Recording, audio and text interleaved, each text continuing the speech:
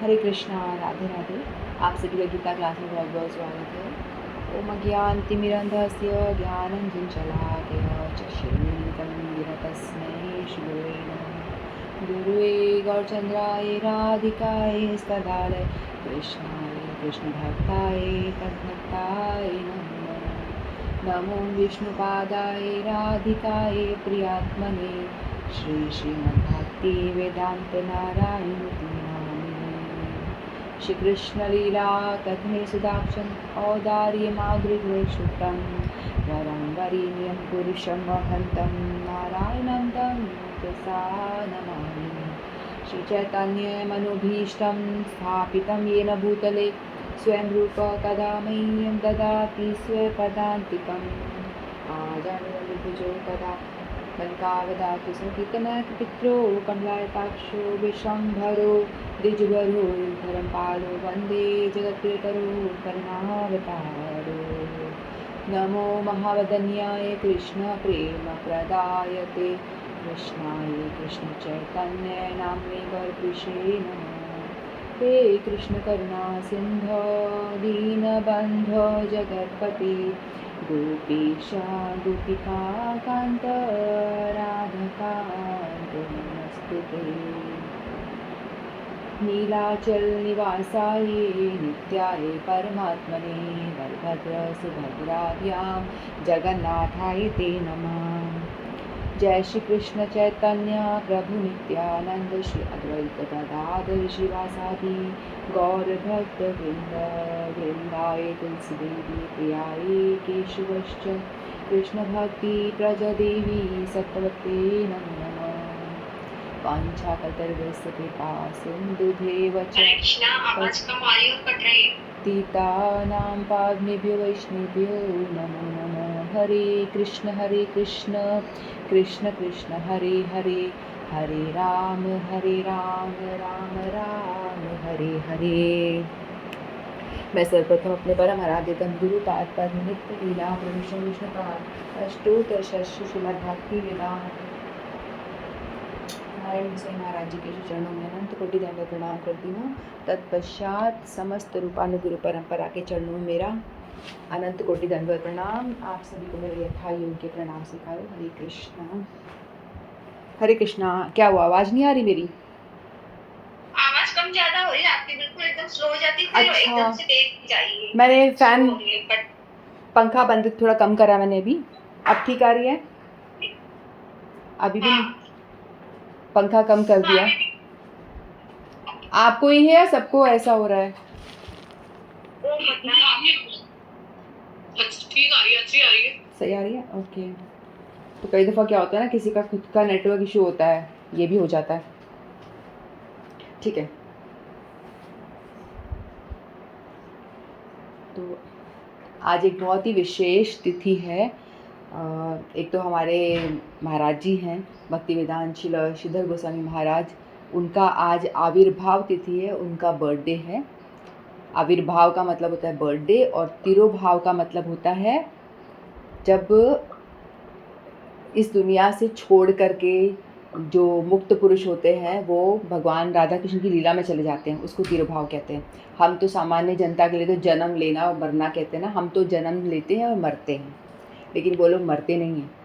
ठीक है, जो वैष्णव जन होते हैं, हमारे गुरुजन होते हैं, वो लोग आविर्भाव होते हैं और तिरोभाव होता है। आविर्भाव यानी आना, दुनिया में प्रकट होना, और किसी एक उद्देश्य के लिए वो आते हैं, प्रचार प्रसार के लिए आते हैं। वो ऑलरेडी उस जगत में मुक्त पुरुष होते हैं, वो भगवान की लीला में ऑलरेडी वहाँ पर लीला कर रहे होते हैं, लेकिन राधा रानी की आज्ञा से उनको इस जगत में भेजा जाता है कि आप जाओ और लोगों पे कृपा करो, दया करो।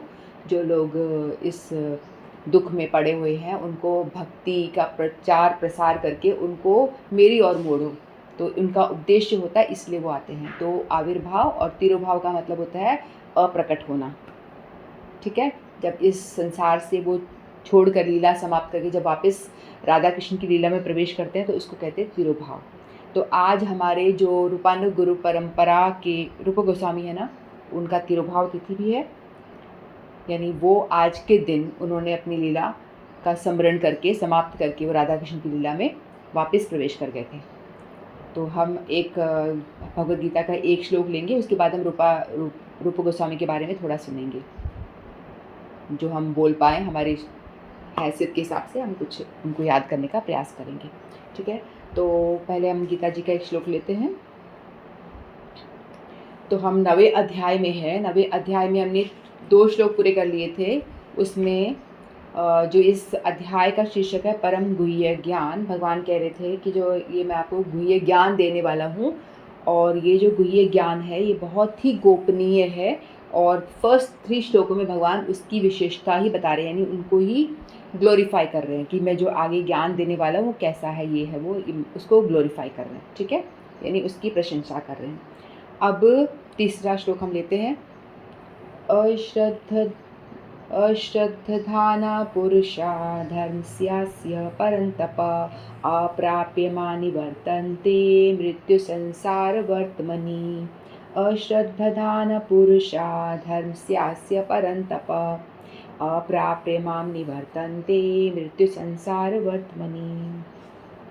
श्री भगवान कहते हैं, हे परंतप, जो लोग भक्ति में श्रद्धा नहीं रखते वे मुझे प्राप्त नहीं कर पाते, अतः वे इस भौतिक जगत में जन्म मृत्यु के मार्ग में वापस आते रहते हैं। ठीक है, परंतप भगवान यहाँ पे क्या है ना कि अर्जुन को अलग अलग विशेषण से संबोधित करते हैं, है ना। कहीं पे पार्थ कहते हैं, कहीं पे कृष्ण, अर्जुन कहते हैं, अलग अलग नाम जो उन्होंने बोले हैं। यहाँ पे परम तप का है तो इसका कुछ मतलब होता है।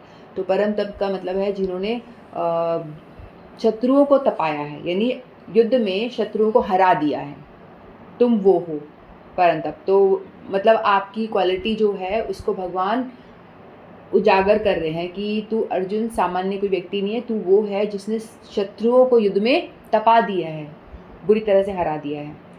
तो भगवान बता रहे हैं कि यहाँ पे भगवान भक्ति के जो 3 लेवल होते हैं ना उसके विषय में बता रहे हैं। ठीक है, तो देखो भक्ति में 3 तरह के भक्त होते हैं। जैसे एक तो होते हैं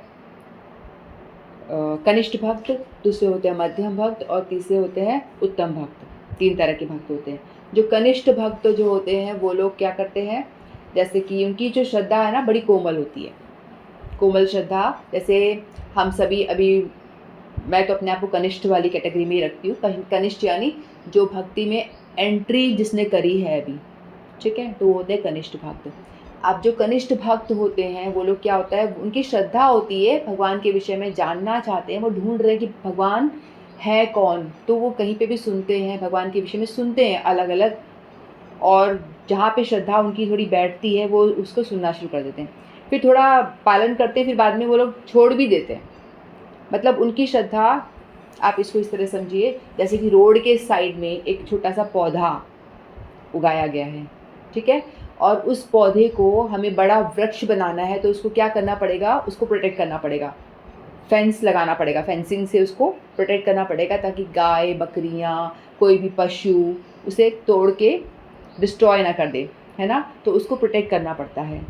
तो यदि हम प्रोटेक्ट नहीं करेंगे तो कोई भी पशु आके उसे पैर रखेगा, उसको हटा देगा, मार देगा उस पौधे को, है ना। तो उस जैसे वो पौधा बड़ा ही कोमल है ना, तो उसको प्रोटेक्शन चाहिए होती है फेंस की। उसी तरह से जो भक्त हैं उनकी भी जो श्रद्धा है बिगिनिंग वाली, जो कनिष्ठ भक्त है हम जैसे, तो हमारी जो श्रद्धा है बड़ी कोमल है। कोमल का मतलब ये है कि यदि हम थोड़ा भी यदि श्रवण कीर्तन नहीं करेंगे तो हम भक्ति से डगमगा जाएंगे, हमारी श्रद्धा डगमगा रही है।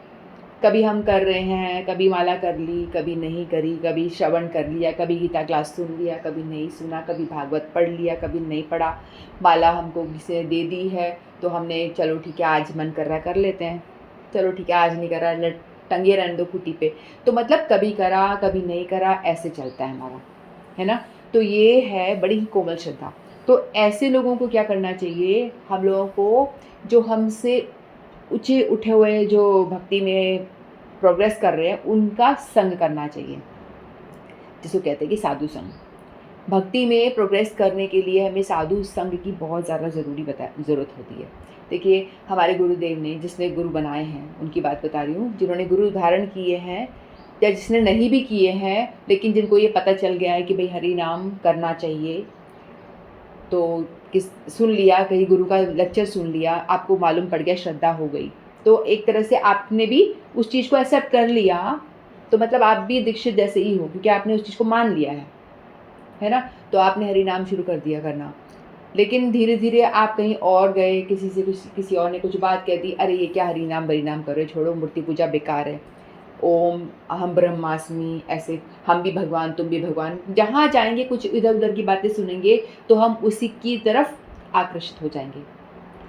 तो हमारी श्रद्धा जो है डामाडोल है, हम कभी इधर कभी उधर ऐसे होता रहता है, और कभी बिल्कुल भी नहीं, कभी कुछ भी नहीं करते। तो ऐसा होता रहता है हमारे साथ में।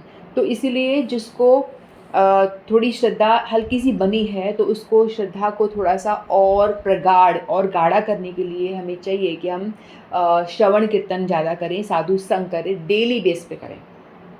ठीक है, यदि हम डेली बेस पे नहीं सुनेंगे, लेक्चर्स को नहीं सुनेंगे, तो हमारी जो कोमल श्रद्धा है, जैसे छोटा सा पौधा है, उसको प्रोटेक्ट नहीं किया जाएगा तो कोई भी पशु आके उसको पैर से रौंद देगा, और वो भक्ति आपकी जो शुरुआत हुई है, श्रद्धा थोड़ी सी बनी है, वो ख़त्म हो जाएगी। तो इसीलिए हमको उसे प्रोटेक्ट करना होगा।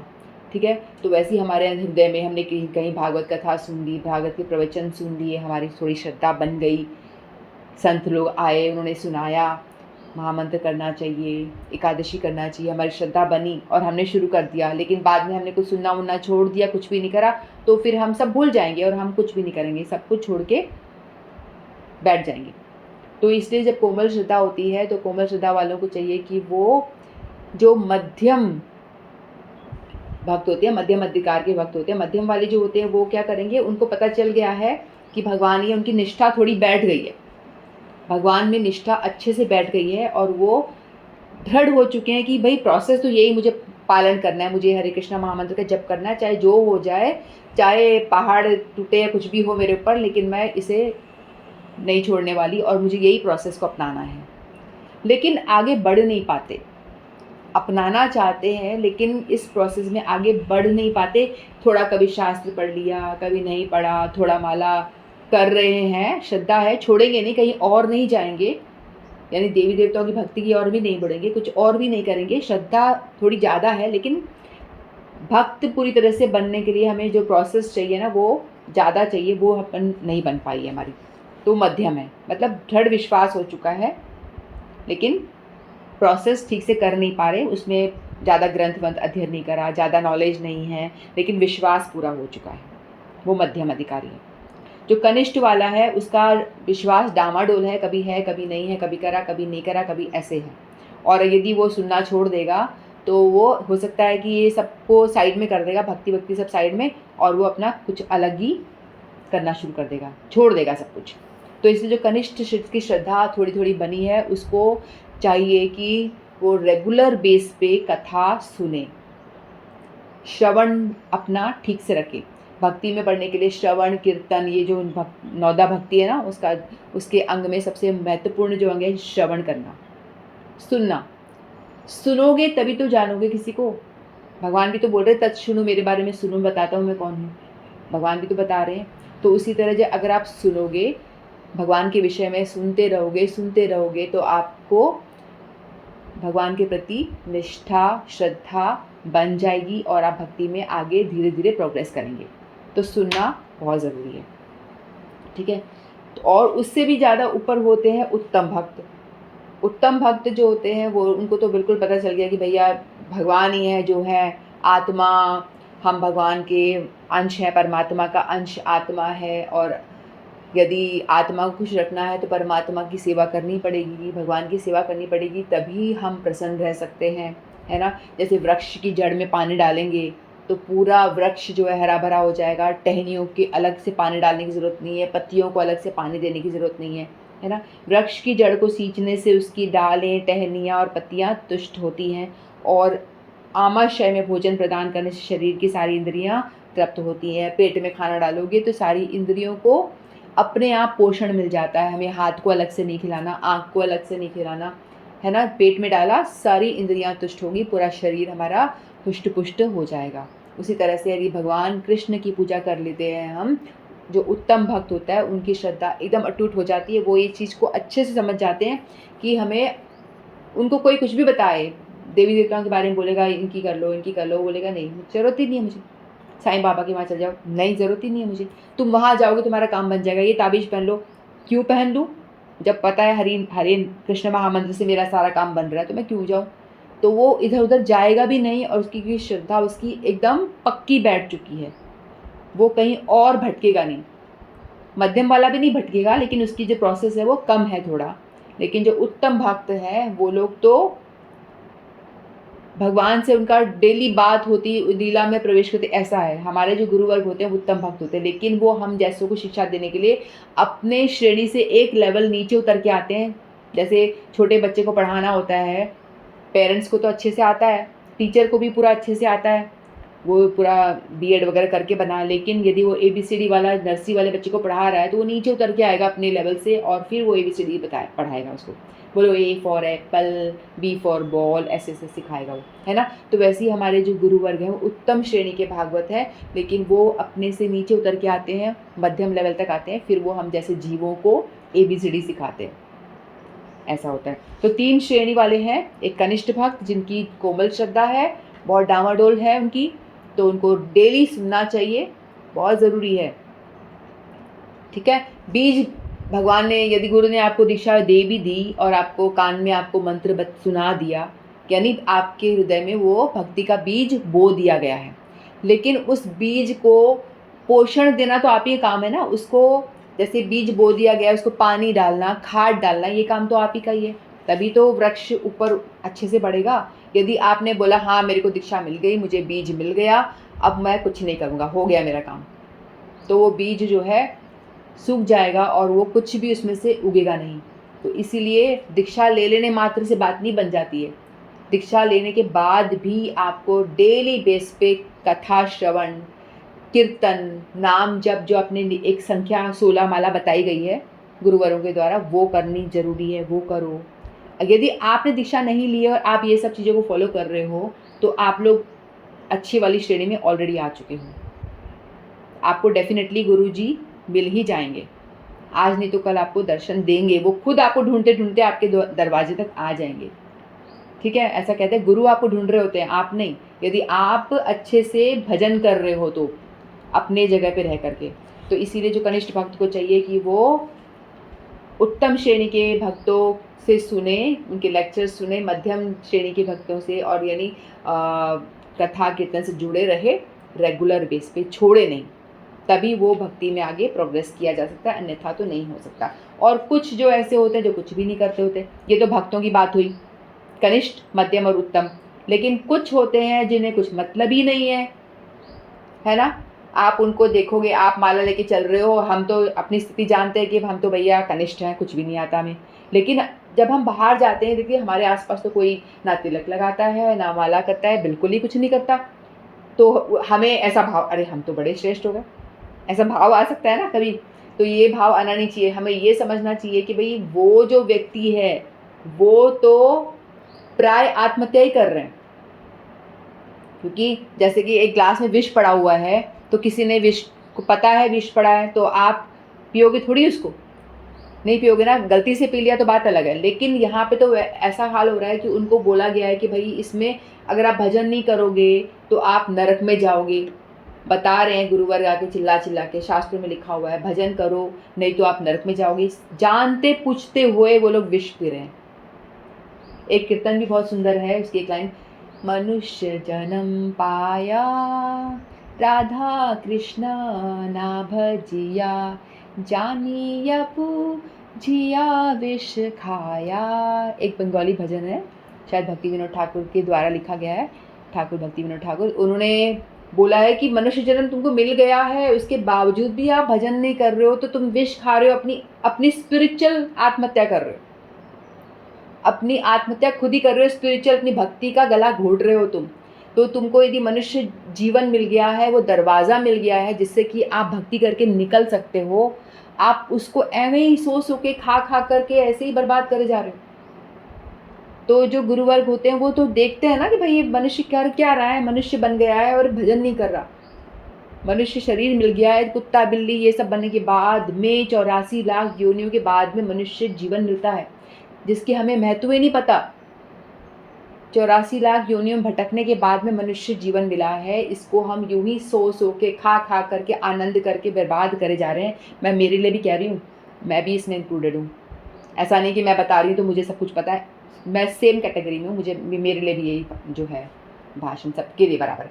तो हम सभी ऐसे ही नष्ट करे जा रहे हैं, तो हम लोगों को चाहिए कि हम लोग मनुष्य जीवन को सार्थक करें, इस जीवन का उपयोग भजन करने में लगा दें, जितना हमसे हो सके कर लेना चाहिए, ठीक है, ताकि दोबारा जन्म मृत्यु के चक्कर में ना पड़ना पड़े। नहीं तो बार बार आएंगे, बार बार इतना दुख झेलना पड़ रहा है, कभी ये दुख, कभी सर दर्द, कभी पैर दर्द, कभी ये दर्द, कभी आंख दर्द, दर्द चलता ही रहता है शरीर जब तक है, ये दर्द वर्द चलेगा, ऊपर से दूसरे कष्ट, मानसिक कष्ट, इसने दुख दे दिया, उसने दुख दे दिया, शारीरिक कष्ट, आध्यात्मिक कष्ट जो होता है शरीर और मानसिक दोनों होता है। फिर आदि दैविक देवता लोग जो देते हैं, बाढ़ आ गया, ये आ गया, कितना प्रकोप है, आदि दैविक, आदि भौतिक, आध्यात्मिक, भौतिक, दूसरे लोग जो दुख दे देते हैं आपको, कभी पड़ोसी, कभी आपका कोई जो भी प्रियजन है, उससे भी कष्ट। तो ये कष्टों से आप बच ही नहीं सकते हो, तो इतना कष्ट झेलना क्यों है? हमारे गुरु बता रहे, भैया छोड़ो ये जन्म मृत्यु के चक्कर को, छोड़ो, मत झेलो इतना कष्ट, भजन कर लो। भजन करने की शुरुआत नहीं पता भाई, ठीक है, हरिनाम महामंत्र से शुरू करो, हो गया भजन। महामंत्र की संख्या आपने शुरू कर दी, मैं 2 माला कर रही हूँ तो करो रेगुलर, 2 करो रेगुलर, छोड़ना नहीं उसको। फिर 2 से आप अपने आप 4 पे कब आ जाओगे आपको पता नहीं चलेगा, फिर 4 से आप 8 पे कब आ जाओगे, फिर 8 से आप 6 पे, 16, 17, 12 ऐसे करके 16 पे आ जाओगे। यदि आप रेगुलर 2 पे हो तो हो ही नहीं सकता कि आप नीचे जाओगे, आप ऊपर ही उठोगे। तो जो हम लोग जुड़े हैं, हमको इतनी बात समझ में आ गई है, तो हम लोगों को चाहिए कि अपने जीवन को सार्थक करें, है ना। और अश्रद्धावान जीवों की तरह, जिनको श्रद्धा नहीं है, भजन के बारे में बताएंगे तो सुनना चाहते नहीं है, अपने आनंद में मस्त है और वो नरकों की ओर जा रहे हैं, अपनी गति खराब कर रहे हैं। तो हमें ऐसा नहीं बनना। अगर हमारे अंदर थोड़ा बहुत भी समझ आई है भगवान की कृपा से, ठीक है, तो हम लोगों को भक्ति में आगे बढ़ने का ही प्रयास करना चाहिए। जो नहीं करता वो 2 शुरू करे माला, 2 करता है वो 4 करे, 4 वाला 6 पे आए, 6 वाला 10 पे आए, 10 वाला 12, 12 वाले 16, 16 वाले और आगे बढ़े, ठीक है। इसका कोई लिमिट थोड़ी ना है कि आपको कितना करना है। और हम गीता जी का अध्ययन तो रोज कर ही रहे हैं, ठीक है। तो हमारा आज ये श्लोक पूरा हुआ। इतना के मैं वाणी को विराम देती हूँ। श्रीमद् भगवद गीता की जय। तो आज हमारे जो गुरुवर्ग का एक हमारे गुरुजी हैं जिनका आज आविर्भाव तिथि है, श्रील भक्ति वेदांत श्रीधर गोस्वामी महाराज जी, जो हमने कथा करवाई थी ना, यहाँ पे भागवत कथा हुई थी, गौरसुंदर पूज्यपाद गौरसुंदर प्रभु ने की थी, उनके भी गुरु हैं वो, और मेरी बेटियों ने भी उनसे दीक्षा ली हुई है, ठीक है। हम ये कह सकते हैं कि वो हमारे गुरु के प्रकाश हैं वो, ठीक है। हमारे गुरु जी जब नित्य लीला में गए, उससे पहले उन्होंने कुछ गुरुजनों को दीक्षा प्रदान की थी, यानी संन्यास दीक्षा दी थी, यानी अपने स्थान पे बिठाया था। उनमें से एक है हमारे पूज्यपाद श्रील श्रीधर गोसाई महाराज जी। उनका आज आविर्भाव तिथि है, उनका बर्थडे है आज। तो आज बहुत ही विशेष तिथि है। आज हमारे जो रूपानुगुरु परंपरा में जो रूप गोस्वामी है ना, षड गोस्वामी के बारे में आपने सुना ना, 6 गोस्वामी हुए थे जब महाप्रभु लीला करने के लिए आए थे इस धराधाम पे। तो उनके साथ में उनकी लीला में सहयोग देने के लिए 6 गोस्वामी भी आए थे, षड गोस्वामी कहते हैं उनको, ठीक है। उनमें से एक गोस्वामी थे, उनका नाम था रूप गोस्वामी। तो हम लोग सभी लोग रूप गोस्वामी के परंपरा में आते हैं, तो इसलिए हम रूपानुग कहलाते हैं। जो रूप गोस्वामी यानी चैतन्य महाप्रभु ने हरे कृष्ण महामंत्र का प्रचार प्रसार करने के लिए धराधाम पे आए थे, तो उनकी लीला में सहयोग देने के लिए रूप गोस्वामी आए थे। रूप गोस्वामी कौन है? तो रूप गोस्वामी जो है वो राधा कृष्ण की लीला में रूप मंजरी हैं। जो राधा रानी है ना, उनका जो सुंदर रूप होता है वही एक मतलब मंजरी फॉर्म में आती हैं। मंजरी का मतलब होता है जैसे सखियाँ होती है ना, अष्ट सखियाँ, आप सब जानते हैं, ललिता विशाखा, जो अष्ट सखियाँ हैं ना, उनके अनुगत्य में, उनके अंडर में कुछ मंजरियाँ होती हैं, यानी उनसे छोटी छोटी सी लड़कियाँ, उनको मंजरियाँ कहते हैं, ठीक है। तो उन मंजरियों में से जैसे सबसे श्रेष्ठ जो सखी है वो है ललिता सखी। 8 सखियों में से सबसे श्रेष्ठ सखी है ललिता सखी की जो मंजरियाँ हैं उनमें से भी श्रेष्ठ मंजरी जो है वो रूप गोस्वामी है, रूप मंजरी कहते हैं। तो राधा रानी की लीला में वो रूप मंजरी हैं, जिनका उम्र 10-12 साल होता है, बहुत छोटी छोटी लड़कियाँ जिन्हें कहते हैं, जो राधा कृष्ण की सेवा करती हैं लीला में, ठीक है। तो वही जो रूप मंजरी हैं वो इस धराधाम में जब चैतन्य महाप्रभु प्रकट हुए थे तो वो रूप गोस्वामी के रूप में अवतीर्ण हुई थी, रूप गोस्वामी के नाम से, ठीक है। तो रूप गोस्वामी जो है वो चैतन्य महाप्रभु की जो मनोभिष्ट था ना, यानी उनके अंदर क्या चल रहा है उसको वो जानते थे। चैतन्य महाप्रभु भक्ति का प्रचार करने के लिए आए थे, हरे कृष्णा महामंत्र का उन्होंने ही सबसे पहले प्रचार प्रसार किया, जिसको हम फॉलो करें। चैतन्य महाप्रभु की धारा में हम लोग आते हैं, तो उन्हीं धारा में रूप गोस्वामी भी हैं जो श्रेष्ठ सर्वश्रेष्ठ हैं। तो इसीलिए हम लोग रूपानु गुरु परंपरा के रूपानु कहलाते हैं, ठीक है, क्योंकि उन्हीं की गुरु परंपरा को हम फॉलो कर रहे हैं, ठीक है। तो चैतन्य महाप्रभु की जो मन में जो चलता था ना, रूप गोस्वामी जो थे वो उनके मन की बातों को जान लेते थे। इसीलिए उनका प्रणाम मंत्र भी यही है ना कि उनके मन को जान लेते थे, उनके मन में क्या चल रहा है, मनोभीष्टम, उनके मन में क्या अभिष्ट है, क्या मन में क्या है, वो पहले ही पहचान लेते थे। जैसे कोई गुरु है, 2 शिष्य हैं, दोनों ही बड़े आज्ञाकारी शिष्य हैं, गुरु ने बोला ये करो तो वो दोनों के शिष्य दोनों बराबर कर रहे हैं, ठीक है, दोनों शिष्य आज्ञाकारी है। लेकिन उनमें से एक जो शिष्य है वो गुरु के हृदय की बात जान लेता है, मतलब गुरु क्या कहने वाले हैं उससे पहले वो समझ जाएगा कि गुरु अभी ये कहेंगे मुझे, तो उससे पहले ही वो व्यवस्था कर देगा।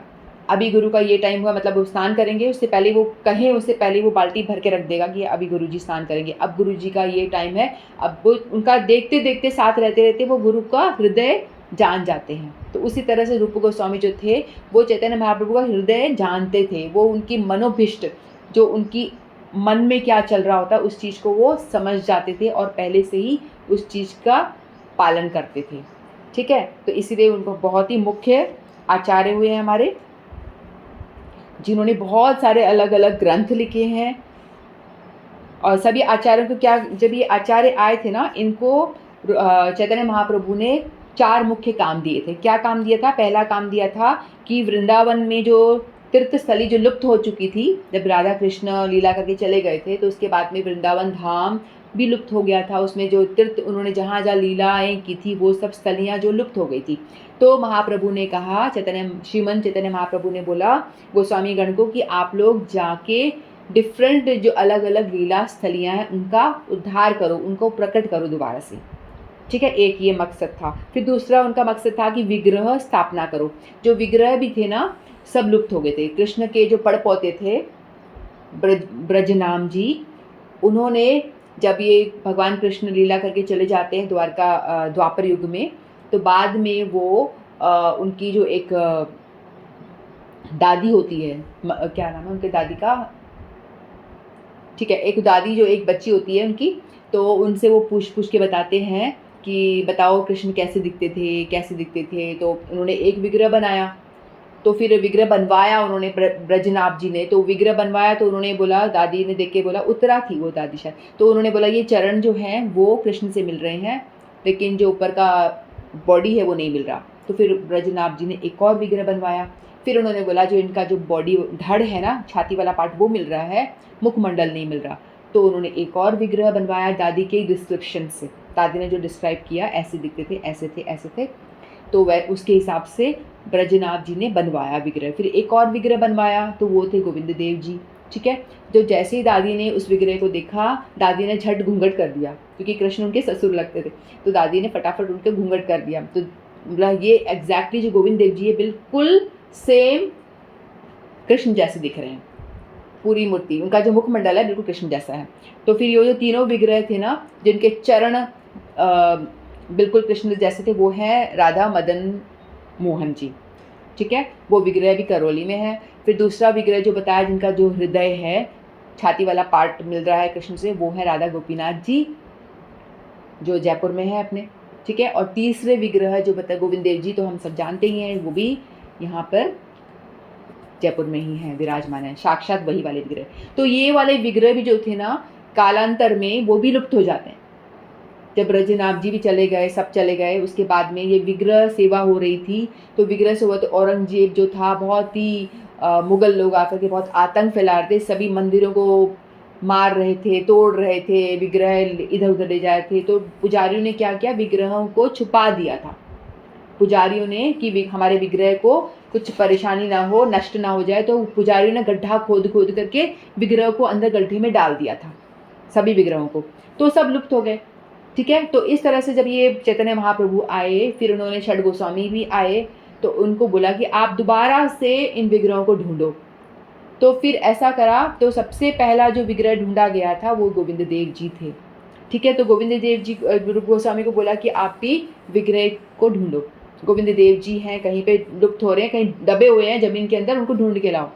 तो फिर वो बैठे बैठे रो रहे थे रूप गोस्वामी की। मैं तो इतने में मन में ऐसा था कि मेरे को श्रीमन चैतन्य महाप्रभु ने बोला है कि आप गोविंद देव जी का प्रकट करो, वो कहाँ है, उनको ढूंढो, और मुझसे हो नहीं रहा, मैं क्या करूँ, मैं क्या करूँ।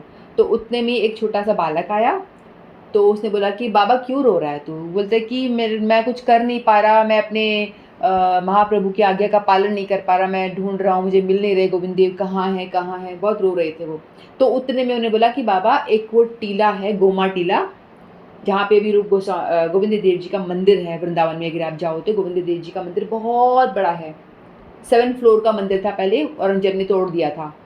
तो अभी भी है, अभी भी बहुत बड़ा है वो, 2-3 फ्लोर तो अभी भी बचे हुए हैं, काफ़ी सारा तोड़ दिया। तो फिर उन्होंने बोला कि गोमा टीला है, वहाँ जाओ, वहाँ एक गैया रोज़ आके वहाँ दूध देती है, कोई भी निकालता नहीं, अपने आप वहाँ जाती है, तो दूध वहाँ पे बहता है उसके थनों से।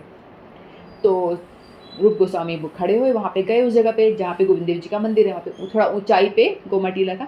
तो वहाँ जाकर के उन्होंने खुदाई शुरू करी। खुदाई शुरू करते करते करते फिर बाद में ब्रजवासियों को बुलाया, उनकी सहायता से फिर वो गोविंद देव जी जो पुजारियों ने छुपा दिया था, उनका थोड़ा सा ऊपर की चोटी दिखाई दी, फिर धीरे धीरे उनको निकाला गया बाहर। पूरे उसमें थे, मिट्टी से सने हुए थे वो गोविंद देव जी। तो रूप गोस्वामी की मतलब खुशी की सीमा ही नहीं रही, बहुत प्रसन्न हो गए कि मैंने गोविंद देव जी को प्रकट कर दिया। वो बहुत प्रसन्न हुए, बहुत प्रसन्न हुए, क्योंकि वो बहुत तलाश कर रहे थे ना, कहाँ है गोविंद देव जी। फिर वो लड़के को ढूंढते, वो लड़का कहाँ गया, तो लड़का गायब हो जाता है। वो साक्षात कृष्ण ही आते हैं, रूप गोस्वामी को गाइड करते कि भाई यहाँ पे मैं दबा हुआ हूँ, निकालो मुझे बाहर। तो इस तरह से गोविंद देव जी को गोमा टीला से निकाला गया बाहर। और जैसे ही उन्होंने देखा गोविंद देव जी को, वो पूरे मिट्टी में सने हुए बाहर निकलते हैं, इतने दिनों से मिट्टी में थे ना। तो जैसे ही देख करके उनके मुँह से एक कीर्तन निकला, उन्होंने बहुत कीर्तन गाया, तो उन्होंने कीर्तन का तुरंत निर्माण कर दे, जय जय सुंदरानंद कुमार, जय जय सुंदरानंद कुमार। ये एक पूरा कीर्तन है जो रूप गोस्वामी द्वारा लिखा गया है। तो उन्होंने उस विग्रह को देखते हुए उस कीर्तन का, उनके भाव ऐसे प्रकट हुए, उन्होंने वो कीर्तन लिख डाला। इसीलिए कहते हैं ना, हमें गोस्वामी गण के लिखे हुए कीर्तन गाना चाहिए, क्योंकि वो बहुत ही भाव से उनके मुंह से वो शब्द निकले हुए होते हैं। वो विरह में तड़प रहे थे, कहाँ है गोविंद देव जी। जब उनको जब मिल जाते हैं तो वो ये कीर्तन छठ लिख देते हैं। तो इस तरह से गोविंद देव जी का प्राकट्य हुआ। फिर वो महाप्रभु को बुलाते हैं। यही जो गोविंद देव जी हैं, ये सबसे पहले प्रकट हुए थे। और जब चैतन्य महाप्रभु इस धराधाम पे थे, उस टाइम पे ही ये प्रकट हो गए थे, चैतन्य महाप्रभु की उपस्थिति में ही। जो आज हम गोविंद देव जी का मंदिर यहाँ हमारे जयपुर, हम लोग बड़े सौभाग्यशाली हैं। हम लोग सब वृंदावन, गुप्त वृंदावन धाम में रह रहे हैं कि हमारे यहाँ पे गोविंद देव जी वहाँ वृंदावन से चल के यहाँ आ गए। वृंदावन से भी कैसे आ गए, तो दोबारा से वो जब वो मुगल मंदिर तोड़ रहे थे, तो फिर वो यहाँ के जो राजा थे ना, मान सिंह, वो बैलगाड़ी में डाल करके विग्रहों को लेकर के जयपुर आ गए थे, उनको बचाने के लिए। छुपा करके बैलगाड़ी में छुपा करके विग्रह, खास विग्रहों को, मदन मोहन जी को, गोपीनाथ जी को और गोविंद देव जी को डाल करके यहाँ ले आए थे। ये मुसलमान हमेशा से पीछे रहे हैं मंदिरों के, और ये विग्रहों को तोड़ने फोड़ने में रहे हैं। तो हमारे जो भक्त राजा थे जयपुर के, वो लेकर के यहाँ पे आ गए। तो इस तरह से गोविंद देव जी, या यूँ कह लो गोविंद देव जी को तो कोई क्या कर सकता है, लेकिन गोविंद देव जी चाहते थे कि जयपुर के जो भक्तगण हैं उन पर कृपा करनी है, इसलिए वो खुद अपनी इच्छा से जयपुर में आ गए थे। तो गोविंद देव जी जयपुर में प्रकट हैं, हम सब जाके दर्शन कर सकते हैं। वो किसके सेवित हैं ये विग्रह? श्री रूप गोस्वामी के। रूप गोस्वामी ने उनको प्रकट किया था कि आजकल हमने झूलन उसमें उत्सव में कीर्तन सुना था ना, वीणा ने गाया था, रूप गोस्वामी रे प्राण धन हे, रूप गोस्वामी रे प्राण धन हे, राधा गोविंद राधे। तो ऐसे ही सभी गोस्वामी ने एक एक विग्रह प्रकट किया। तो रूप गोस्वामी के प्रकट किए हुए ये हैं गोविंद देव जी। आपको पता नहीं होगा शायद, गोविंद देव जी के बहुत सारे भक्त आते हैं, लेकिन किसी को पूछो किसने प्रकट किया तो वो बता नहीं पाएंगे। वो आते हैं अपने डिज़ायर लेकर आते हैं, हे गोविंद देव मेरा ये कर दे, हे गोविंद देव मेरा बिजनेस चला दे, हे गोविंद देव मेरे को ये दे दे, ये सब कामनाएं लेके आते हैं। लेकिन किसी को पूछो आप किसने प्रकट किए तो शायद ही कोई बता पाए, कुछ ही विरले बता पाएंगे, वरना किसी को पता नहीं होता है, चाहे वो डेली दर्शन को जा रहे होंगे। आप किसी डेली वाले को पूछ लेना। हमारे एक गुरु जी बता रहे थे लेक्चर में, ऐसा कह रहे थे वो कि इतने हज़ारों लोग आते हैं लेकिन किसी एक को भी नहीं पता होगा किसने प्रकट किया है। तो इस तरह से मधु पंडित जी ने प्रकट किया है गोपीनाथ जी को।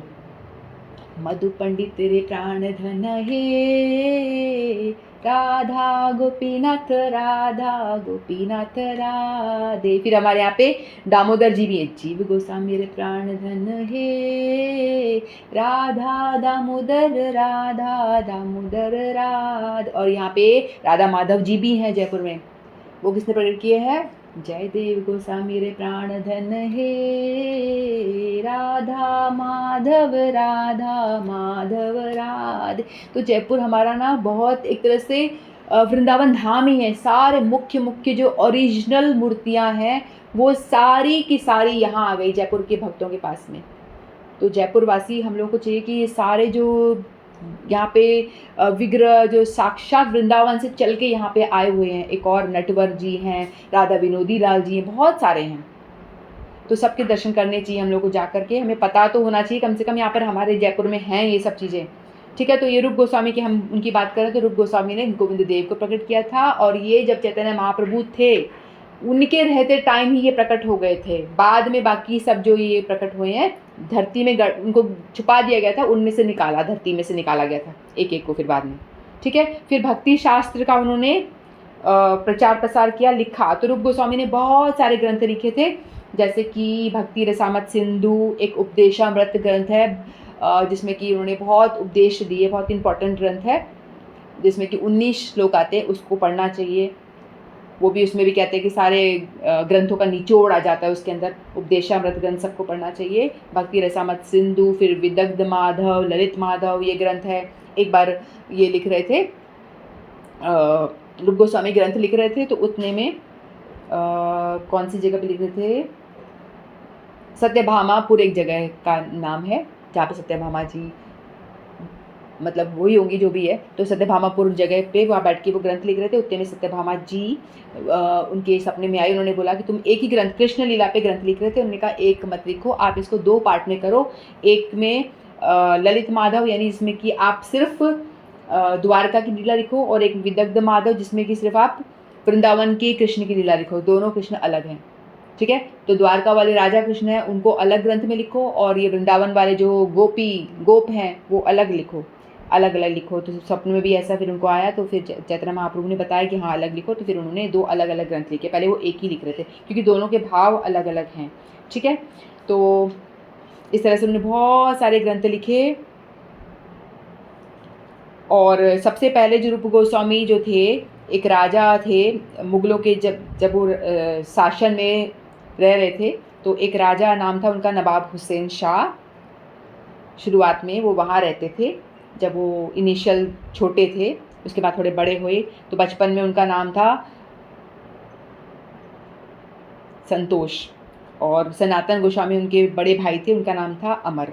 सनातन गोस्वामी का नाम था अमरदेव, और रूप गोस्वामी का नाम था संतोष देव, ठीक है। तो ये दोनों बहुत ही इंटेलिजेंट थे जब यंग थे। तो हुसैन शाह राजा जो था मुगलों के राज्य में उड़ीसा में, जब उन्होंने सुना कि ये दोनों बहुत ही इंटेलिजेंट है, इनको बुलाया जाए, अपने यहाँ पे काम दिया जाए कि बहुत इंटेलिजेंट लोग हैं, तो उनको बोला आप आओ काम करो। तो इन्होंने बोला कि हम मलीचों के यानी मुसलमानों के हम काम नहीं करेंगे, क्योंकि ये दोनों तो ऑलरेडी पार्षद है ना, मंजरियाँ हैं। सनातन गोस्वामी जो है लवंग मंजरी हैं, ये भी मंजरी हैं राधा रानी की एक, ठीक है।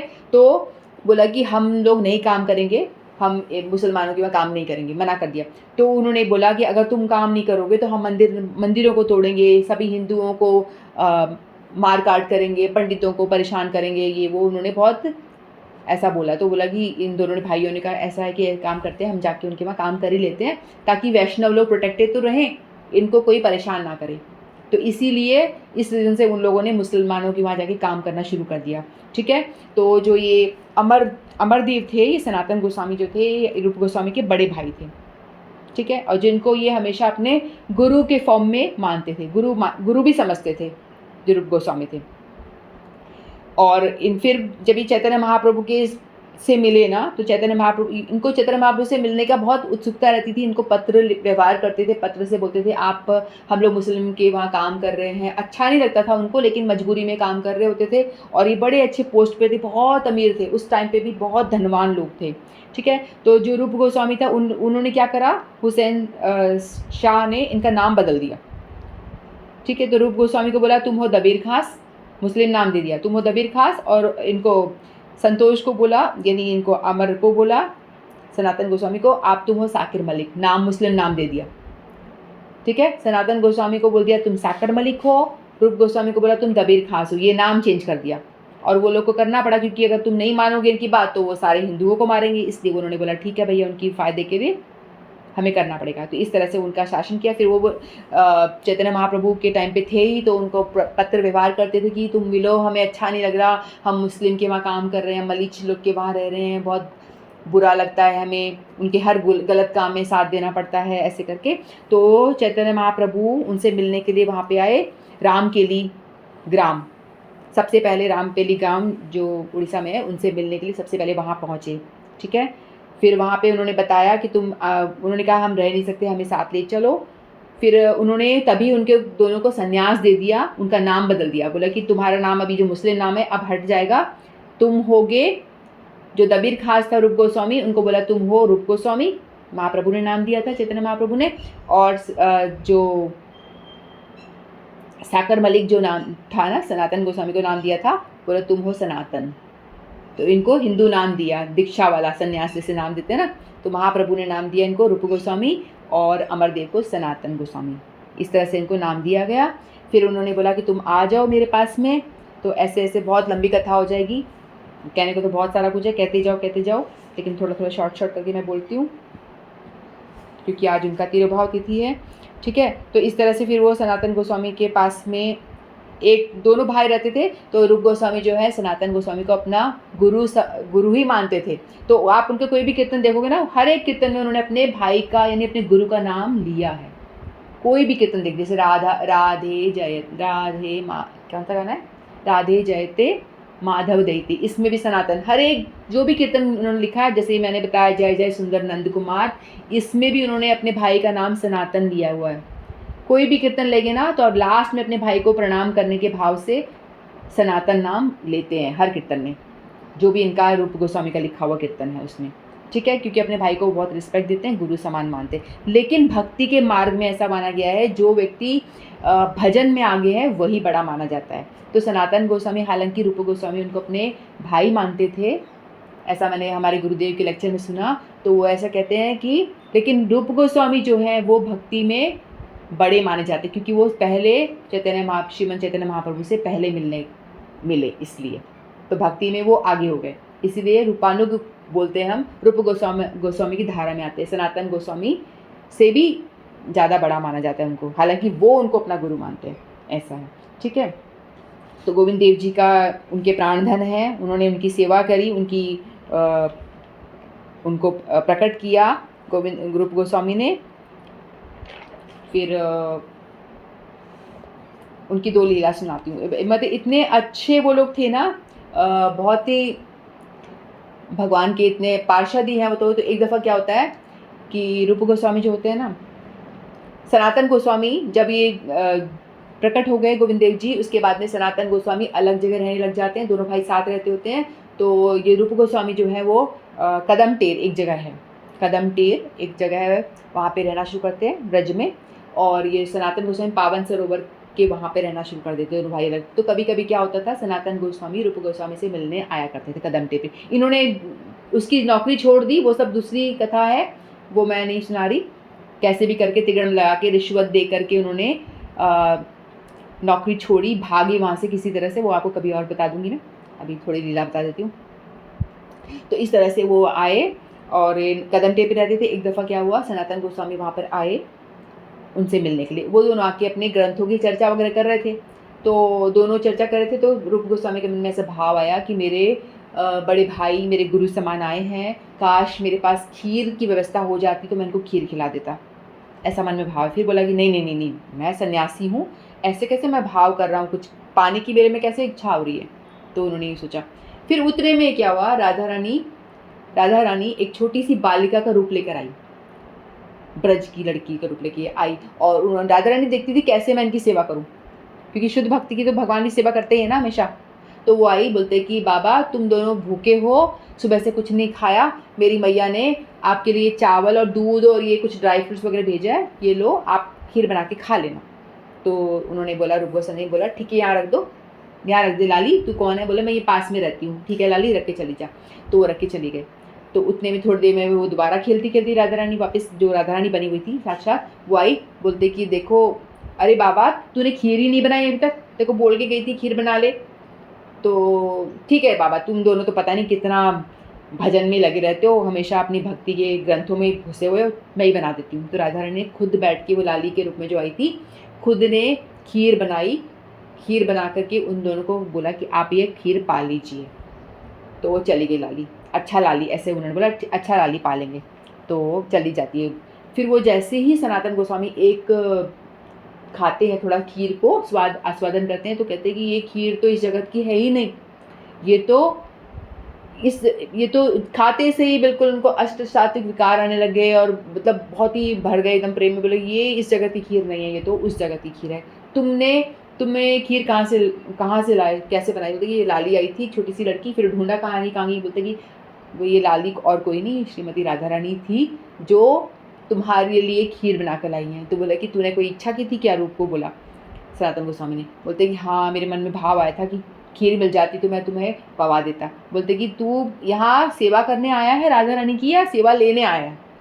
उनको डांटते हैं कि ऐसा मन में कोई भाव मत लाना कि मुझे कुछ खाना है, हमें राधा रानी की सेवा करनी है, ना कि उनकी सेवा लेनी है। तो ऐसा करके उनको डांटा, लेकिन दोनों ने बड़ी प्रसन्नता से होकर पाई भी खीर को, खीर का आस्वादन किया और उनको बहुत आनंद आया। तो इसलिए राधा रानी हमेशा उनकी ताक में रहती थी कैसे भी अपने शुद्ध भक्तों की वो सेवा करें। एक और ऐसी लीला है, एक दफ़ा रूप गोस्वामी ग्रंथ लिख रहे होते हैं, उस ग्रंथ में उन्होंने लिखा कि राधा रानी की जो चोटी है ना, ऐसा लगता है कि सांप लटक रहा है। तो राधा रानी की चोटी की तुलना उन्होंने सांप से कर दी, कि एक सांप जैसे कि सर्प लटक रहा हो, वैसे उन्होंने ऐसी तुलना कर दी। तो सनातन गोस्वामी जो उनके बड़े भाई हैं वो आए, ग्रंथ को थोड़ा देखा कि आपने ये क्या लिखा है, राधा रानी की चोटी का आपने तुलना सांप से कर दी, नाग से कर दी, ये क्या बात हुई? तो बोलता अच्छा ठीक है भैया मैं इसको चेंज कर दूंगा, क्योंकि गुरु मानते थे ना, तो कुछ उल्टा नहीं बोला, ठीक है मैं चेंज कर देता हूँ। तो फिर थोड़ी देर में फिर वो जा रहे होते, सनातन गोस्वामी आ रहे होते हैं कहीं से, तो वो देखते हैं कि झूला लगा हुआ है, झूले पे बहुत सारी छोटी छोटी कन्याएं, लड़कियां झूला झूल रही हैं।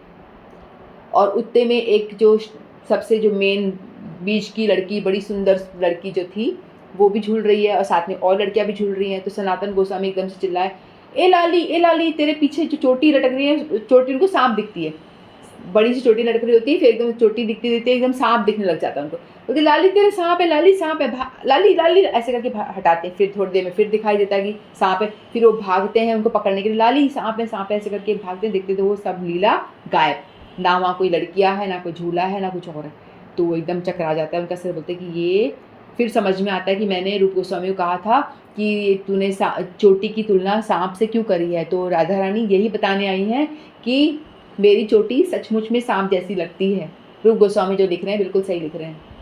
तो सनातन गोस्वामी को समझ में आया कि रूप गोस्वामी जो लिखा है वही चीज़ को मुझे बताने आई थी राधा रानी, कि जो इन्होंने लिखा है वो सत्य लिखा है। तो फिर वो जाते हैं और फिर रूप गोस्वामी बोलते हैं कि रूप तूने जो लिखा है वो सही लिखा है, वैसा ही लिखना, जो तेरे भाव हैं वो बिल्कुल सत्य भाव है, वही लिखना तू। तो उन्होंने फिर दोबारा उस ग्रंथ में ऐसा लिखा। तो ऐसे राधा रानी कई दफ़ा उनको दर्शन देती थी आकर के, कई बार ऐसे करती थी। एक बार ऐसा हुआ, एक दो लीला और बता देती हूँ।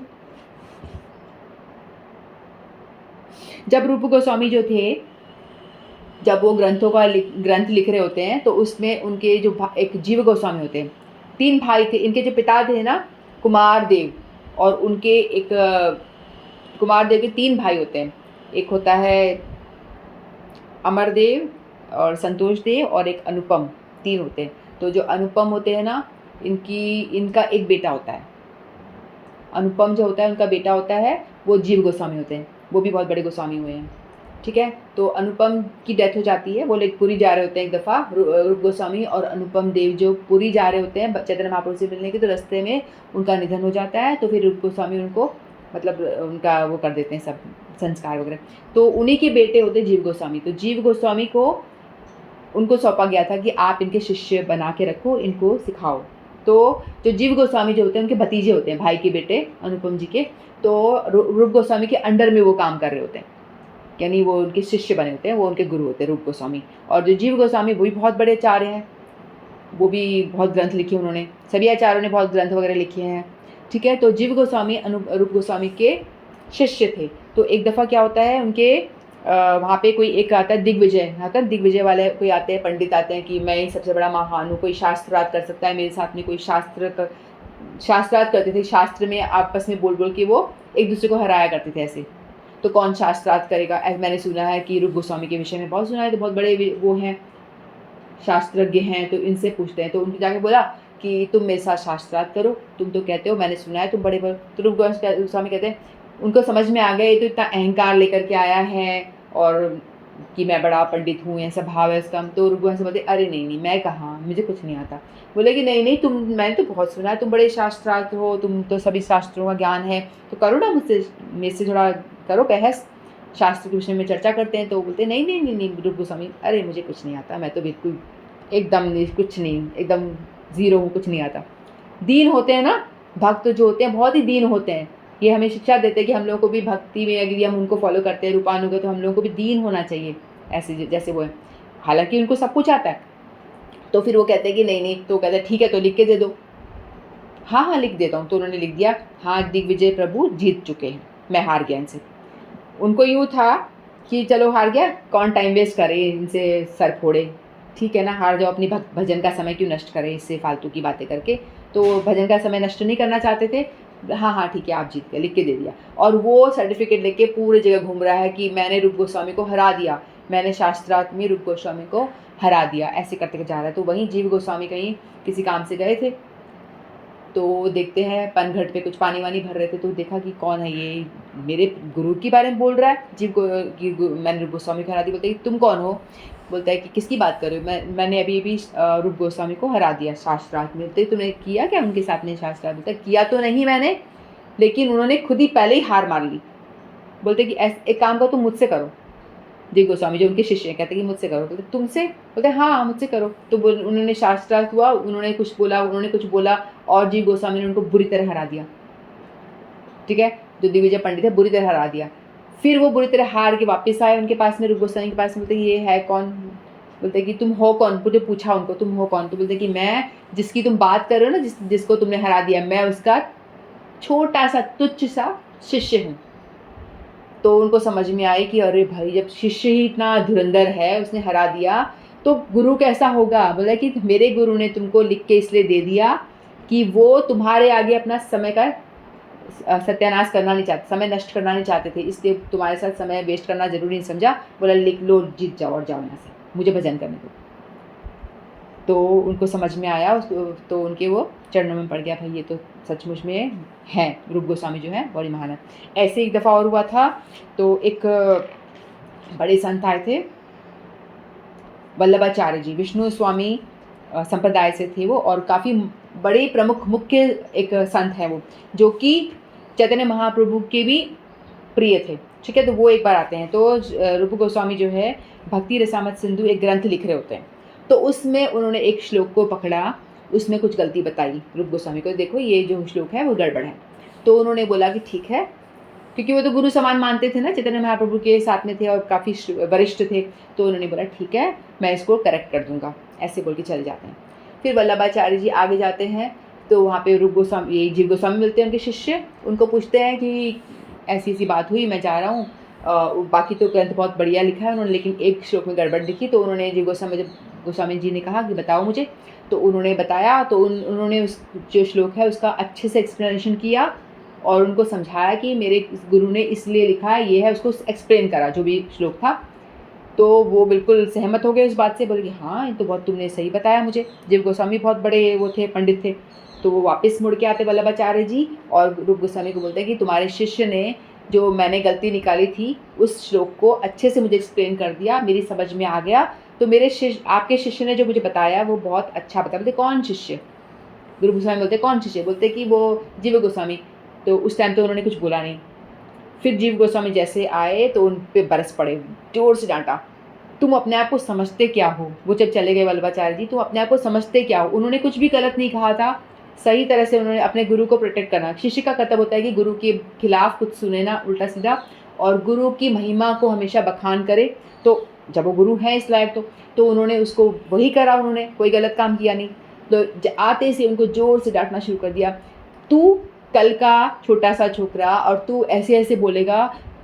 कोई इतने बड़े वल्लभाचार्य जी आए थे तो उनको उनको तूने क्रॉस क्वेश्चन कर दिया, उनको तूने बात काट दी। जब मैंने कुछ नहीं बोला तो तूने क्यों बोला? हमें नहीं चाहिए कि अपने गुरु को हम नीचा दिखाएं, जो वो कह रहे हैं हमें उनको चुपचाप सुनना होता है, हमें बोलना नहीं होता। खूब डांटा उनको, खूब डांटा। और जीव गोस्वामी ने ऐसा नहीं बोला कि गुरुजी मैं तो आप ही की महिमा गा रहा था, मैंने क्या गलत बोला? कोई उल्टा जवाब नहीं दिया, कुछ नहीं करा। उनको उन्होंने खूब डांटा, खूब डांटा, चला जा तू यहाँ से मेरी नज़रों के सामने से, तू आज के बाद मुझे शक्ल मत दिखाना। और उनको शिष्यत्व जो उनका शागिर्दी से हटा दिया, बोला कि तुम जा, तू मेरा शिष्य नहीं है।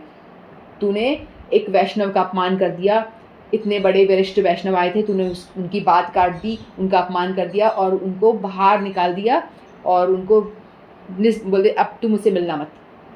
तो जीव गोस्वामी एकदम अलग जाके रहना शुरू कर देते हैं और बहुत रोते हैं, बहुत रोते, लेकिन अपने गुरु को उल्टा जवाब नहीं देते, कुछ भी उल्टा नहीं कहते। जो उन्होंने बोला, चाहे उन्होंने पिटाई भी करी हो पता नहीं, लेकिन उनको खूब अच्छे से उनको बाहर निकाल दिया, क्या उनसे मिलने नहीं दिया। तो जीव गोस्वामी बोलते हैं ऐसा मत करो, मुझे मिलने दो, लेकिन नहीं। तो ऐसा जीव गोस्वामी अलग ही रहते हैं वहाँ पे ही, और उनको मतलब कुछ खाते पीते नहीं हैं, बिल्कुल ऐसे हो जाते हैं, सूखे लकड़े जैसे हो जाते हैं, हड्डियाँ निकल आती है, लेकिन वो रोते रहते हैं, रूप गोस्वामी को याद करते हैं, रूप गोस्वामी के बारे में चिंतन करते रहते हैं। और रूप गोस्वामी भी हमेशा, शिष्य तो वो थे ही ना, तो रूप गोस्वामी भी हमेशा शिष्य के बारे में चिंतन करते हैं, वो भी रोते रहते हैं, जीव गोस्वामी को याद करिए, वो भी दोनों रोते रहते हैं, लेकिन मिलना नहीं है। वो आदर्श दिखाते हैं ना कि शिष्य को ऐसा होना चाहिए, गुरु ने कुछ भी कह दिया तो आपको उल्टा जवाब नहीं देना है, उसके आदेश का पालन करना है। ये एक आदर्श भी दिखाते हैं वो हमारे जो गुरुवर्ग होते हैं गोस्वामीगण। तो इस तरह से वो बाहर रहते हैं। एक दिन चैतन्य महाप्रभु एक बार ऐसे ही आए थे भ्रमण करते करते, तो किसी से सुना कि एक बहुत ही संत रहता है यहाँ पे, कुछ खाता नहीं है, बिल्कुल हड्डियाँ निकल आई, लेकिन हमेशा भजन में तल्लीन रहता है, बहुत ही उसकी हालत ऐसी हो गई है, सूखा हो गया है, ये बीमारी भी हो गई है, ये हो गया, ऐसे से बोलने लगे। तो जब महाप्रभु जी ये तो जीव गोस्वामी का विवरण कर रहे हैं, जब देखते हैं जाके मिलते हैं उनसे, बोलते तो जीव गोस्वामी। फिर वो पकड़ कर लेकर आते हैं उसको जीव गोस्वामी, सनातन गोस्वामी के पास में, बोलते कि सनातन गोस्वामी बोलते हैं सनातन गोस्वामी की हे सनातन, मनुष्य का कर्तव्य क्या है? कहते हैं कि मनुष्य कर्तव्य है कि जीव मात्र पे कृपा करे, जीव मात्र पे दया करें। तो बोलते हैं कि तेरे को इस जीव पे दया नहीं आती, तू सारे जीव पे दया करने की बात करता है लोगों पे, तो तेरे को ये जिनका नाम जीव था, तेरे को इस जीव पे दया नहीं आती? ये तुझसे मिलना चाहता है और तेरे विरह में इतना पतला हो गया है, ऐसा हो गया है, मरने को तैयार हो रहा है, तुझे इस पे दया नहीं आती? तो महाप्रभु ने जीव गोस्वामी को दोबारा से सनातन गोस्वामी से मिलाते हैं और दोनों का फिर गुरु और शिष्य का मिलाप होता है और वो दोनों खूब रोते हैं। तो इस तरह से वो लोग दिखाते हैं। तो ऐसी बहुत सारी बातें हैं जो मुझे थोड़ी थोड़ी सुनकर अपने गुरुवर्गों से जो मैंने जानी, तो हम आज उनको याद करते हैं। आज उनका तिरुभाव दिवस है और इतने शुभ दिन, जो रूप गोस्वामी हमारे संप्रदाय के बहुत ही प्रमुख आचार्य हैं, बहुत ही प्रमुख आचार्य जिनका कि आज तिरुभाव तिथि है, तो उस दिन हम उनके चरणों में हम प्रणाम करते हैं, दंडवत देते हैं, नमन करते हैं। हम उनके चरणों की धूली अपने सर पे लगाते हैं और उनसे भीख मांगते हैं कि हे रूप गोस्वामी आप हम पे भी कृपा करें, और जो वास्तव में गुरुवर्ग होते हैं वो कैसे होते हैं, वैसा कुछ हमारे अंदर भी थोड़ा बहुत भाव आए, हम भी उस चीज़ को पालन कर सके और एक शुद्ध रूपानुग कहला सके हम भी। ठीक है। तो और आज श्रीधर महाराज जी की भी आज है जन्मदिन है। जो कि प्रकट हमारे सामने हैं, जब कभी यहाँ पे आएंगे, जो उनका भी देखो, इन वैष्णवों का भी दिन ऐसे ही दिन वो चूज़ करते हैं आने और जाने के लिए, है ना। तो देखो वो भी आज इतने शुभ दिन वो प्रकट हुए हैं, तो वो भी बहुत ही एक शुद्ध वैष्णव है। आज के ज़माने में कोई गुरु शुद्ध मिलना बहुत मुश्किल होता है, तो हम लोग बड़े ही सौभाग्यशाली हैं कि हमें शुद्ध वैष्णव से हम टकराए और जिनसे हमें दीक्षा मिली, और जिनका आप लोग भी जिससे टकरा के आप सुन रहे हो उनके विषय में, तो आप लोग भी बड़े ही भाग्यशाली हो कि आप उनके विषय में जान पा रहे हो। लोग नहीं जान पाते, ये सारी बातें बड़ी गोपनीय होती हैं, लोग जान नहीं पाते हैं। तो हम लोग उनसे टकराए हैं, हम जान पा रहे हैं, उन्होंने कृपा करके हमें दीक्षा प्रदान करी है हमें, है ना। तो हम उनके चरणों में भी दंडवत प्रणाम करते हैं, और जो प्रकट में है, हम आप लोग भी चाहें तो उनसे मिल सकते हैं। जब कभी यहाँ वृंदावन से यहाँ कभी आए जयपुर मठ में, तो आप सब भी दर्शन कर सकते हैं उस वैष्णव के। उनकी भी एक लीला बता देती हूँ मैं, छोटी सी एक लीला, है ना। जो हमारे श्रीधर गोस्वामी महाराज है, पूज्य पाशीधर महाराज, इनकी एक बार ना मेरी सिस्टर ने भागवत कथा कराई थी। तो उस टाइम पे वो जब कर रहे थे ना, हवन कर रहे थे, तो उन्होंने क्या बोला, ये पूज्य पाशीधर महाराज हैं, श्रीधर गोस्वामी महाराज, उन्होंने बोला कि एक जने को, एक बच्चे को बोला कि तुम फोटो लेना, जब हवन होगा ना, तो जो आहुति निकलेगी ना, तो उस टाइम पे फ़ोटो लेना। तो मेरे मन में यशोदा में कहा, क्या फ़ोटो लेना, क्या बोल रहे हैं ये, तो कृष्ण का वो बन जाएगा, हवन की लपटों से कृष्ण बन जाएंगे। जब ओम कृष्णाय नमः कुछ कृष्ण का मंत्र जब सुहाहा होगा, उस टाइम पे फ़ोटो क्लिक करना, तो कृष्ण प्रकट हो जाएंगे उसमें अग्नि में। तो मेरे को तो मैंने कहा ऐसे ही बोल रहे हैं कुछ भी, ऐसे बोल के वो चले गए, ऐसे बोल के वो साइड में हो गए बस, हल्का सा बोल के। तो मैंने कहा ऐसे क्या होने वाला है। तो ऐसे ही एक जो उनको शिष्य को बोला क्लिक करने के लिए, जैसे उसने क्लिक करा ना, मुझे कृष्ण की आहुति दी, तो सचमुच में उसमें कृष्ण का त्रिभंग फॉर्म में एक बंसी बजाते हुए वो आकृति छप गई थी, सच में छप गई थी। तो मैं तो हैरान रही, मैं कहा सच में ऐसा। मैंने कहा ये वैष्णव मतलब पक्के हैं, ऐसे ही नहीं है कि भाई जो कह दिया वो हुई बात। तो ये मेरी साक्षात देखी हुई बात है। और एक और मेरी खुद की अनुभूति है, वो बता देती हूँ आपको। तो एक दफ़ा मैं गुड़गांव गई थी मेरे भाई से मिलने के लिए, मैं और मेरी सिस्टर उषा थी और उसकी बेटी माधवी थी, हम 3-4 जने थे। तो हम लोग गए और भैया साथ में आने वाले थे, गुड़गांव से भैया हमको लेकर के कार में हमारे जयपुर आने वाले थे, ठीक है, पापा के वहाँ। तो हम लोग जब वहाँ गए, तो उस टाइम पे ऑल ऑफ अ सडन पूज्य पाशीधर महाराज जी आ गए वहाँ पे, उनके कुछ शिष्यों को लेकर आ गए। तो वो कहते हैं कि मुझे भी जयपुर जाना है, अजय तू जयपुर जाएगा क्या, भाई का नाम है। तो अजय जयपुर जाएगा, बोलते हाँ मैं जयपुर जा रहा हूँ महाराज जी, कल ही जा रहा हूँ। तो बोलते कि ठीक है आप जा रहे हो तो मेरे को जाना है। फिर उन्होंने देखा कि आपके साथ और कौन है, बोले कि मेरी बहनें हैं, ये बहनें हैं, उनकी बेटी, ये भी साथ जाने वाली हैं। तो मैंने बोला कोई बात नहीं गुरुजी, हम तो बस में आ जाएंगे, आप कार में आइए, कोई बात नहीं। तो वो कहते हैं नहीं, फिर कुछ और देखता हूँ मैं, महाराज जी बोले। हमने बोला नहीं, महाराज जी, भैया ने बोला नहीं आप, ये लोग चले जाएंगे महाराज जी, आप मेरे साथ चलो। तो ऐसे करके महाराज जी ने, वो लोग कार में बैठे, ठीक है। तो महाराज जी नेक्स्ट डे, तो महाराज जी ने बोला, हमारी तरफ देखा, बोले कि तुम बस में जाएगा, उड़िया है ना, थोड़ा ऐसा लैंग्वेज बोलते हैं हमारे लिए, तुम बस में जाएगा, ऐसे करके हमारे दृष्टिपात करी, ऐसे बोला उन्होंने। मैंने बोला कोई बात नहीं महाराज जी, हम तो जाते रहते हैं, कोई बात नहीं, ऐसे बोला, हम बस में आ जाएंगे, आप आइए, हम वहाँ मिलेंगे, हम लोग मंदिर में मिलेंगे, मठ में मिलेंगे। तो ऐसे बोला हमने। तो उस टाइम पे क्या था, वो पंजाबियों का चला था, सरदार लोग जो रास्ता रोक के बैठ जाते थे, ये आंदोलन चल रहा था बहुत ज़्यादा। तो बहुत दिल्ली से है धरना आंदोलन, किसान आंदोलन चल रहा था ना, सरदार लोग सब उस समय की बात है। तो धरना देके बैठ जाते थे। दिल्ली से जयपुर पहुंचने में लोग बाग पूरा दिन लगा रहे थे, मतलब काफ़ी, जहाँ की 5 घंटे की ड्राइव में 15-20 घंटे लग रहे थे। तो मैंने मन में सोचा ये भगवान गए कम से, अब तो ये धरना पता नहीं कौन से रास्ते से बस लेके जाएगी, ये सरदार जी लोग बैठे हैं तो जाने भी नहीं देंगे हमको। बहुत, मैं ऐसा मन में मेरा विचार है, भगवान बहुत टाइम वेस्ट होगा। तो मन में तो सोचा कि पता नहीं कितना टाइम लगने वाला है, लेकिन आप मानोगे नहीं, विश्वास नहीं करोगे कि डेफिनेटली कार से आप जाओगे तो आप जल्दी पहुंचोगे ना, 3-4 घंटे में पहुंच जाओगे।